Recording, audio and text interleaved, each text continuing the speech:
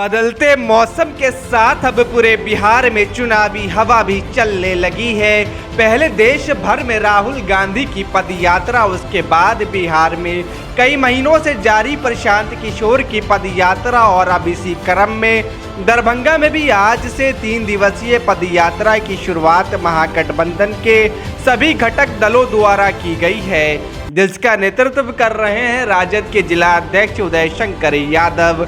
लेकिन इन सब से इतर इस पदयात्रा के उद्देश्य और संदेश की बात करें तो ये मुख्य रूप से स्थानीय मुद्दों को लेकर है, जिसमें प्रमुख रूप से एम्स निर्माण, रेलवे ओवरब्रिज का निर्माण, रेल लाइन और बाकी मुद्दों को शामिल किया गया है। वहीं अगर इस यात्रा के रास्तों के बारे में बात करें कि यह किधर किधर से गुजरेगी, तो सबसे पहले आपको बता दें कि इसे 3 फेज में बांटा गया है। पहले दिन यानी आज पोलो मैदान से ये पदयात्रा भव्य रूप से गाजे बाजे के साथ निकली, जिसमें पूर्व केंद्रीय मंत्री अली अशरफ फातमी, पूर्व विधायक डॉक्टर फराज फातमी भी शामिल हुए। नारों की गूंज के बीच सैकड़ों लोगों का जत्था चट्टी गुमटी होते हुए आगे बढ़ा। जगह जगह लोग फूल लेकर पदयात्रियों का स्वागत कर रहे थे। फिर दोनार होते हुए उर्दू ये यात्रा पहुंची। इस प्रकार यह तीसरे दिन शोभन होते हुए एकमी घाट पहुंचेगी, जहां इसका समापन हो जाएगा।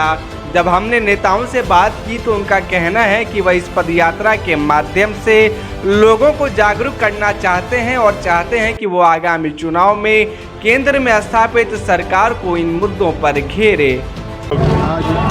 जिस राज पद यात्रा निकाल रहे हैं, इसका मुख्य उद्देश्य क्या है? इसका मुख्य उद्देश्य ये है कि जो आज दिल्ली में एनडीए की सरकार है, नरेंद्र मोदी जी की सरकार है, ये दरभंगा और मिथिलांचल के विकास नहीं करने का निश्चय कर लिया उन लोगों ने। कुछ भी काम इस इलाके में नहीं हो पा रहा है। आपको याद होगा कि आज से कई साल पहले उड़ान योजना से दरभंगा एयरपोर्ट का प्रचालन शुरू हुआ, लेकिन आज तक न तो उसको अपग्रेड किया गया, ना उसके जो टर्मिनल बनना है उसका काम शुरू हुआ। दुनिया जहान का पैसा दरभंगा के लोगों से, मिथिलांचल के लोगों से वसूल किया जा रहा है और सिर्फ एक एयरलाइन स्पाइस जेट को फायदा पहुंचाने का काम हो रहा है। ये सीधा सीधी लूट है दरभंगा और मिथिलांचल और इस इलाके के लोगों के साथ। हमारी मांग है कि जल्द से जल्द टर्मिनल का निर्माण हो, जो आधुनिक और चीज़ें बननी है, लैंडिंग की नाइट में उसकी सुविधा हो। आगे का काम नहीं हो रहा है। हमारी मांग है कि इन लंबित कामों को पूरा किया जाए, दरभंगा को राजधानी एक्सप्रेस मिले, Darbhanga to Kolkata fast train चलाने का इंतजाम किया जाए। साथ ही जो सबसे ज्वलित जो यहाँ की मांग है वो है all India institute medical sciences का, जो यहाँ पर सेंटर बनना है। आप बताइए, कितना दिन हो गया माननीय नीतीश कुमार जी ने उसके लिए ज़मीन उपलब्ध करा दिया, 314-15 करोड़ रुपया उपलब्ध करा दिया है ताकि वहाँ पे मिट्टी का काम हो, बाउंड्री का काम हो। लेकिन भारत सरकार अब तक उसने स्वीकृति देने का काम नहीं किया। हर दिन एक बहाना बना करके बैठ रहे हैं ये लोग। दरअसल ये लोग न तो मिथिलांचल का विकास चाहते हैं, न बिहार का विकास चाहते हैं। अगर चाहते तो आज जो शोभन के इर्द गिर्द जो जमीन है उस पर काम शुरू हो गया होता। और उनसे हमारी मांग है दरभंगा वासियों की, मिथिलांचल वालों की, कि जल्द से जल्द नॉर्थ बिहार के लिए बहुत बड़ी राहत होने वाली है, तो बहुत जल्द से जल्द स्वीकृति दे ताकि मिट्टी का काम हो, वहाँ पर बाउंड्री वॉल तैयार हो और जितना जल्द हो उसके कंस्ट्रक्शन का काम स्टार्ट हो। जी ने कह दी है, ये बहुत ही बड़ा दिन है आज का। इंडिया गठबंधन एकजुट होकर के ये आंदोलन को उन्होंने छेड़ा है और बहुत मुख्य मुद्दों को लेकर के आज वो खड़ी है। जहाँ तक एम्स का निर्माण होना चाहिए दरभंगा के अंदर, रेलवे ओवरब्रिज बनना चाहिए, रेलवे लाइन का विस्तार होना चाहिए, ये कई अहम मुद्दे हैं मिथिलांचल के। लेकिन बहुत ही अफसोस की बात है कि एनडीए की सरकार जो देश की जो चला रही है वो निकम्मी सरकार है और उसने मिथिलांचल की तरफ अनदेखी किया है। और आखिरी में यही कहना चाहता हूँ कि यहाँ के जो सांसद हैं उन्होंने 5 साल में कोई काम नहीं किया है। जनता उससे जवाब मांगेगी। 24 में उनका हिसाब तय हो जाएगा और ये आंदोलन की शक्ल में जो आज हम चल रहे हैं, निश्चित तौर पे इसका अंजाम हमें अच्छा मिलेगा।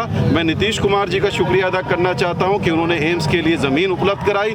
मैं तेजस्वी जी का शुक्रिया अदा करना चाहता हूँ कि जिस तरीके से आज हमारे DMCH के विस्तार के लिए 2500 बेड मुहैया कराया है। आज रेलवे लाइन का भी विस्तार होना चाहिए। निश्चित तौर पे ये एक आंदोलन एक बड़ी शक्ल लेगा और हमारे तमाम इंडिया गठबंधन के साथी यहाँ मौजूद हैं, वो मिल करके इस आंदोलन को पूरा करेंगे, कामयाब बनाएंगे। मैं धन्यवाद करता हूँ और मैं NDA सरकार को चेताना चाहता हूँ कि बिहार के अंदर उनका सुपरा साफ होगा। 40 की 40 सीट इंडिया गठबंधन जीतेगी।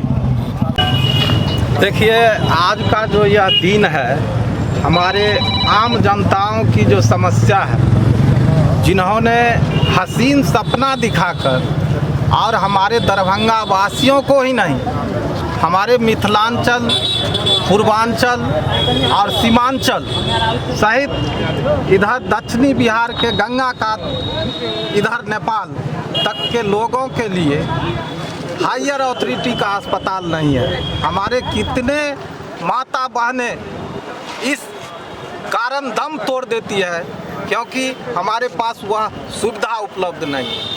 और इस देश के बड़का झूठा पार्टी के प्रधानमंत्री ने यह सपना दिखा दिया और उन्होंने सपने में एम्स बनाकर और यह घोषणा भी कर दिए, जो दरभंगा में एम्स खुल गया और इलाज चालू है।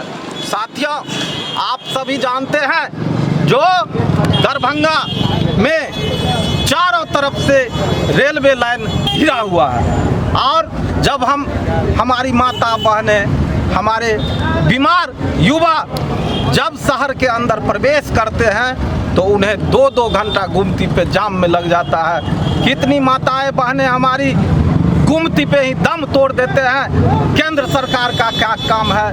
साथियों, उन्होंने हमारे युवा साथियों को ठगने का काम किया और बोला 2 करोड़ नौकरी देने का काम करूंगा। जहां बिहार सरकार नौकरी पे नौकरी दे रही है और केंद्र सरकार घोषणा पे घोषणा कर रही है, ये हसीन सपना नहीं चलेगा। अधूरी रेलवे लाइन को पूरा करना होगा। हमारे गरीबों के मसीहा माननीय श्री लालू प्रसाद यादव जी ने 2009 में ही रेलवे लाइन की स्वीकृति दे दी। सकरी टू हसनपुर, दरभंगा टू कुशेश्वर स्थान और दरभंगा टू मुजफ्फरपुर, वह अधूरा क्यों है?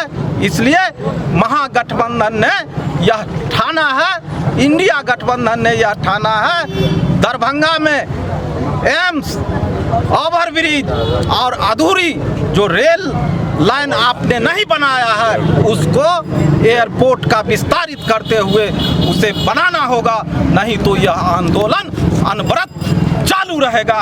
और हमारा जो अधिकार दिया है बाबा साहब ने लोकतंत्र के तहत, उसमें यह अधिकार है। अगर हम जीतते हैं तो संसद में उठाकर अपने माताएं बहनों का समस्या को हल करूंगा। अगर हमारे पास सांसद नहीं है तो मैं सड़क से इस आवाज़ को बुलंद करने का काम करूंगा और सरकार जो सोई हुई है, बाहरी सरकार, भारत सरकार, उसको जगाने का काम करूंगा और लड़ के हम अपने मिथिला का अधिकार लेकर रहेंगे। जय राष्ट्रीय जनता दल, जय लालू यादव, जय तेजस्वी यादव, जय नीतीश कुमार।